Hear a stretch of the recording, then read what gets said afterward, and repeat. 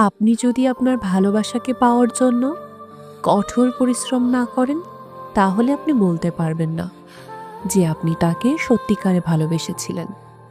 অথবা কেউ যদি আপনাকে পাওয়ার জন্য কঠোর পরিশ্রম করতে না দেখেন, তাহলে আপনি বলতে পারবেন না যে সেই মানুষটি আপনাকে সত্যিকারের ভালোবেসেছিল। তাই মাঝে মাঝে ভালোবাসার সম্পর্কে কিছু নিত্য নতুন ঝামেলা থাকা জরুরি। হারিয়ে যাওয়া জরুরি, সবকিছু ভেঙে চুরে শেষ হয়ে যাওয়াটাও জরুরি। এতে করে আপনি বুঝতে পারবেন যে আপনি এতদিন সত্যিকারের ভালোবাসার মানুষের সাথে ছিলেন নাকি ছিলেন না।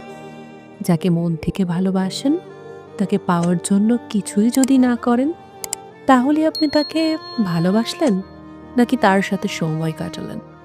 আচ্ছা, আপনি একটু ভেবে দেখেন, আজ পর্যন্ত যারা ভালোবাসার জন্য যুদ্ধ করেছে তারা কিন্তু কখনো হার মানেনি।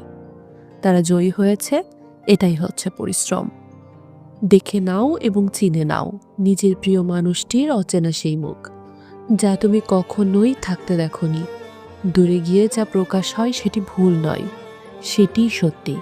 কারণ তখন সে স্বাধীন হয়ে যায়।